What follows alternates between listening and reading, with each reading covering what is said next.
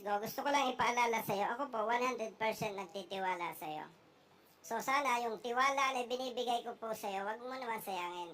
Maaaring nagsisinungaling siya for whatever purpose, pero naniniwala pa rin po tayo at nakikita ko sa kanya, hindi siya masamang tao, whatever. Ano po?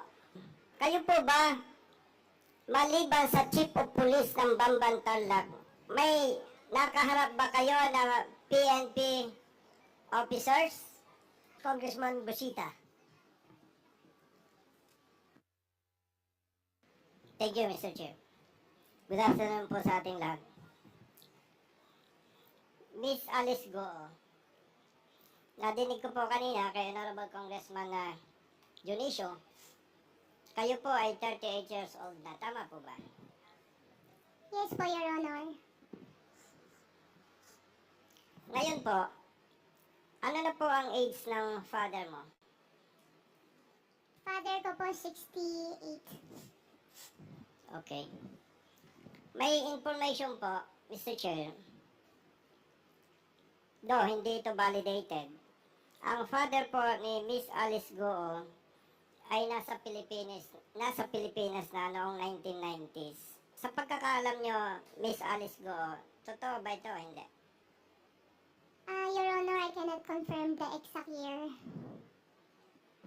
1990s or 2000? Your Honor, ang date of birth ko po ay 1986. So, I think before po. Yes. Miss Alice Goo, sa previous hearings, nadinig po ng taong bayan na ikaw ay lumaki sa farm. Tama po ba? Yes po, Your Honor. Okay. Mr. Chair, narito po ba ang Vice Mayor ng Bamban Tarlac? Pwede po ba? Yeah, acting mayor, he was here earlier. Si Mayor, Mr. Chair, yung pong Vice Mayor ni Miss Alice Go bago nagkaroon po ng issue. Nag-CR, parang ang tagal. Importante kasi, Mr. Chair, yung gusto ko pong itanong sa kanya. To continue, Mr. Chair, nandiyan na po ba si Vice Mayor? Bago yung former Vice Mayor, Mr. Chair. To continue, Mr. Chair. Vice Mayor, former Vice Mayor. During the previous hearing po, sa Senado, nadinig natin na sinasabi ni Miss Alice Go na siya ay lumaki sa farm. Matanong ko lamang po, Vice Mayor, bago po kayo naging Vice Mayor, ano po ang inyong posisyon? Your Honor, nag-mayor po ako ng 2001.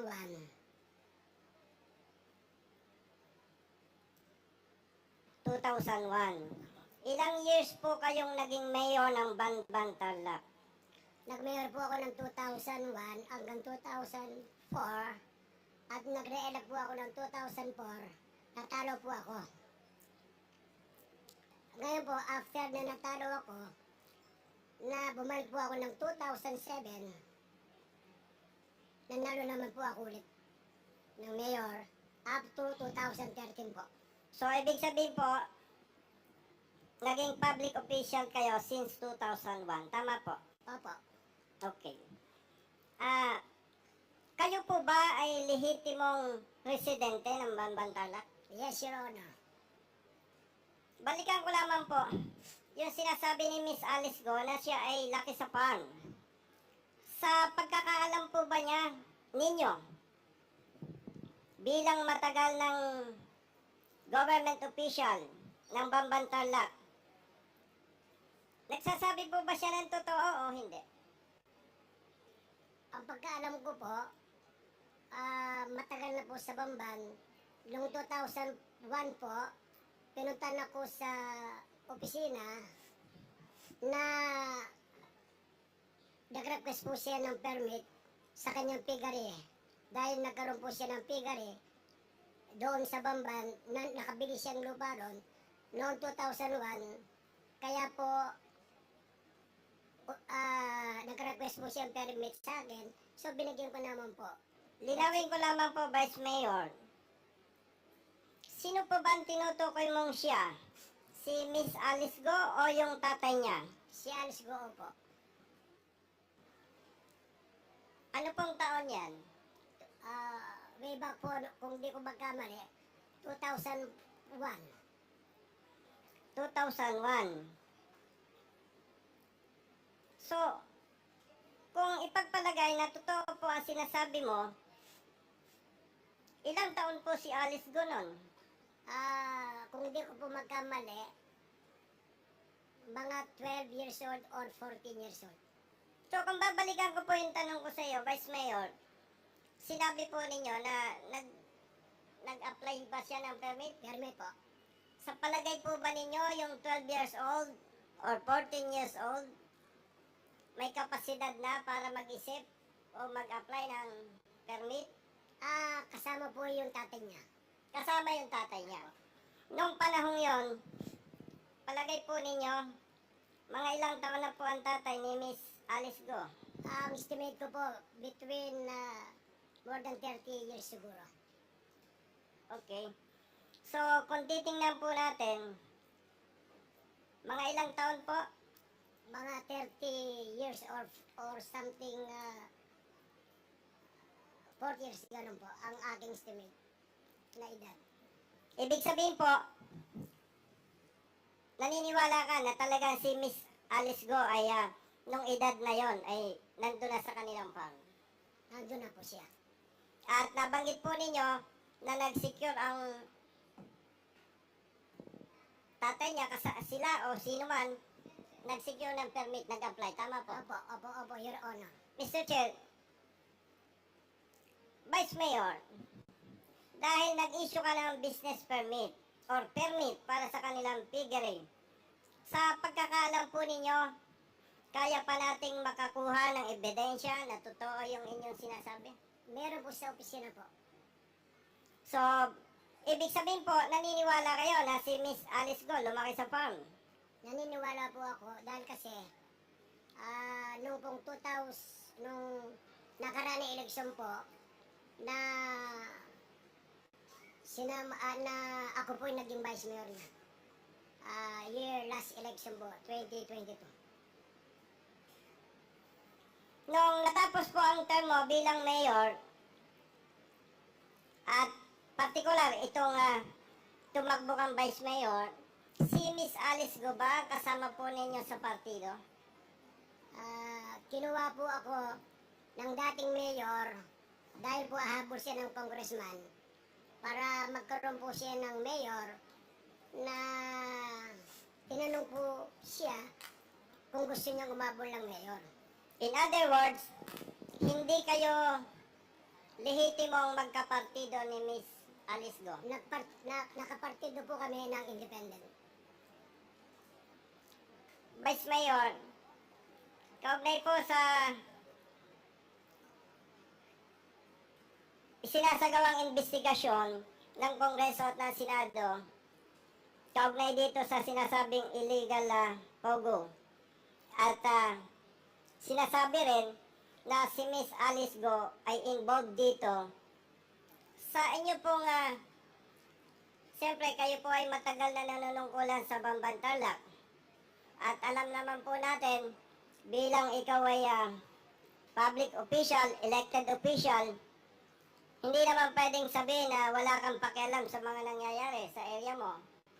Sa personal opinion nyo po, ano po ang masasabi nyo about this issue involving Alice Go? Ang masasabi ko lang po, yung pogo na po yan, ang pagkaalam ko po, kaya nabigyan po namin ng letter no objection po, dahil ang pagkaalam ko po na legal po ang pogo. Dahil po ang pogo, makakapagbigay ng additional revenue tax at employment po sa aming bayan. Dahil po, nung ako'y mayor, hanggang ngayon po, ang class ng Municipality of Bamban, it is second class municipality po. Alos walang trabaho po ang mga kababayan namin. Your Honor, if I may clarification lang kay Mayor. Ang ibig mong sabihin, Mayor, 2001, nag-a-apply na sila ng POGO sa inyo? Ay, hindi po. Piggery po. So, Piggery, yung in-applyan. Okay, sir. Thank you. Yes, Mr. Chair. Ang intention po natin, Mr. Chair, kaya po natin na itanong yan, to establish yung aligasyon ni Miss Alice Go na siya ay lumaki sa farm. At nabanggit po ni Vice Mayor na kumuha ng permit noong I think 2000 o 2001 at sinasabi po niya na kaya pang ma-dig up o makapag-produce ng ebidensya na talagang may permit itong mag-ama ni Miss Alice Go. Mr. Chair, maaari po bang mag-request sa Vice Mayor na mag-submit ng proof na talagang nag-issue ang Bamban Tarlac ng permit para sa farm o piggery ni Miss Alice Go at nung kanyang tatay, nung kanyang father, Mr. Chair? Yes, ikaw ba ngayon ang acting mayor, Mayor? Hindi po. Hindi. Ako So, po we yan. will Ako probably po yan. request that. Kami po na-suspend, Mr. Chair. Okay, sige. ng 3 months. So, who's the acting mayor? Si, yung pong first councilor. Nandito ba siya? Andyan po, siya dito ma'am. Can we, acting mayor, humihingi ng dokumento si Congressman Busita. So, narinig niya naman yata, no, kung ano yung hinihingi niya. So, can you please submit the documents to the committee? Salamat po. Thank you, Mr. Chair. Mr. Chair, itinanong ko po itong mga issue na to sapagkat hindi ko naman kilala si Alice Go. At nung nasa active PNP naman ako, ibig ko po sabihin, naniniwala po ako na may mga bagay-bagay, na may mga sinasabi niya na may katotohanan. And in fairness to her, Mr. Chair, with the support of evidence or evidences, ay gusto po nating ma-establish na hindi lahat ng sinasabi, maaaring nagsisinungaling siya for whatever purpose, pero naniniwala pa rin po tayo at nakikita ko sa kanya, hindi siya masamang tao, whatever. Ano po? So, to continue, Mr. Chair, kay Miss Alice Go, base po sa mga sagot at patunay ni Vice Mayor, pinatututuhanan po niya na kayo ay lumaki sa farm. Base doon sa age, doon sa year, at sinasabing permit. Bago po kayo kumandidato, Miss Alice Go, o bago kayo nanungkulan, kayo po ba ay naging malapit sa mga residente ng Bamban Tarlac? Your Honor, that time po is pandemic. So, okay naman po. Okay naman. In other words, maganda ang relasyon nyo sa community. Tama po ba? But particularly po doon sa barangay ko po. Thank you, Mr. Chair. Miss Alice Go, sa pagkakaalam mo, bakit ka nanalong kandidato? No, ikaw ay kumandidato bilang mayor. Diretsahan kong tanong sa'yo. Your Malaki ba ang nagastos mo o hindi? Your Honor, I think blessed na rin po from God. In fact, 2 weeks before election, di na po ako gumalaw. So, masasabi mo na malinis ang pagkapanalo mo bilang mayor. Tama po ba? Yes po, Your Honor. Sa pagkakaalam mo rin po ba, minahal ka ng mga residente ng Bamban Tarlac? Yes po, feel ko po yun. At sa pagkakaalam mo rin po ba, kahit na ngayong iniimbestigahan ka sa Kongreso at sa Senado, mahal ka pa rin ng mga residente ng Bamban Tarlac? Tingin ko po, opo. Ibig mo bang sabihin, Miss Alice Go, na patuloy silang nagtitiwala sa'yo? Tingin ko po, Your Honor. Kung naniniwala ka na mahal ka at nagtitiwala pa rin sa'yo ang mga residente ng Bamban Tarlac, nais mo bang manatili na sila ay may respeto, may tiwala at pagmamahal sa iyo? Opo, Your Honor. Naniniwala ka ba, Miss Alice Go, na sa opinion ko lang, mapapanatili mo ang respeto, tiwala at pagmamahal sa iyo ng mga residente ng Tarlac kung magiging matapat ka sa pagsagot sa investigasyon na ginagawa ng Kongreso? Opo, Your Honor. Ibig mo man sabihin, may mga tatanong ako sa iyo, follow-up questions, na willing kang sagutin on behalf of your constituents from Bamban Tarlac. Tama po ba? Opo, Your Honor. Basta yung hindi lang po ako sasagot na may incriminate my own self po. Yes, I understand, Miss Alice Go. Matagal na po kayong engaged sa business, tama po? Opo. At nanungkulan kayo bilang mayor, tama po? Opo. Dahil matagal na po kayo sa business at nanungkulan bilang mayor, kayo po ba, maliban sa Chief of Police ng Bamban Tarlac, may nakaharap ba kayo na PNP officers? Yes or no? Yes po.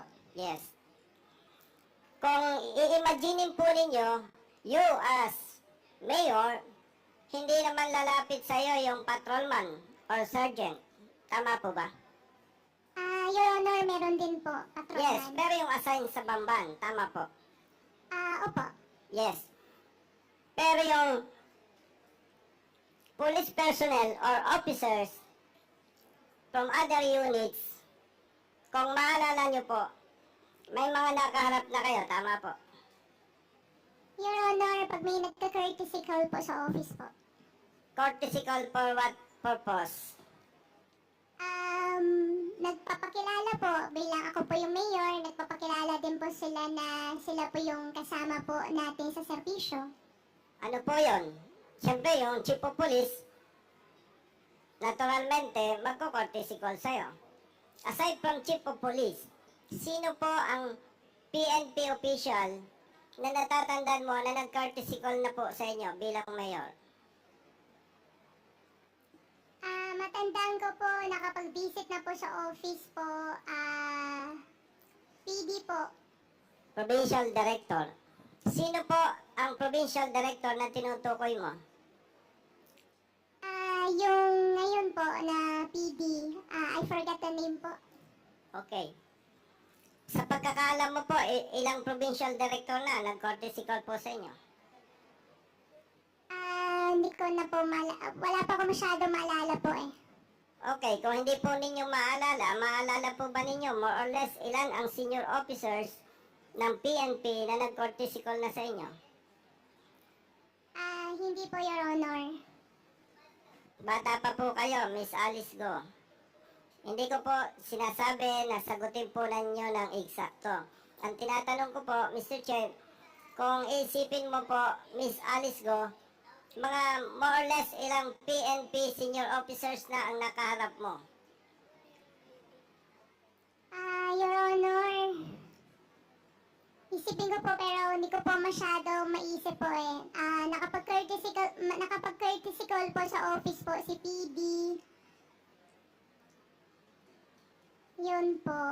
Isipin ko rin po ulit, Your Honor. May nakaharap na po ba kayong general? Yes or no? General, yes po. Mga ilan na po? Hindi ko po maalala ilan po. Miss Alice Go, gusto ko lang ipaalala sa'yo, ako po 100% nagtitiwala sa'yo. So sana yung tiwala na binibigay ko po sa'yo, wag mo naman sayangin.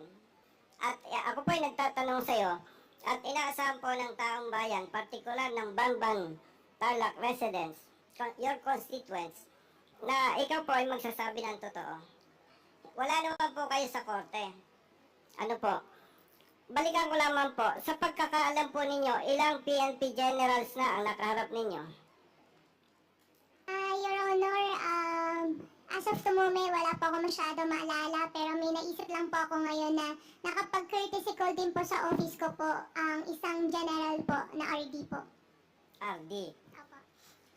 Siyempre, RD yan, kahit paano maalala mo kung sino siya. Opo, at official naman po yung trip na pagpunta po niya doon sa office po namin. Yes po. Pwede po bang banggitin nyo sino yung general, yung RD na nag-courtesy call na sa inyo? Your Honor, Mr. Chair, okay lang po, mag-consult lang po ako sa lawyer. Sige po.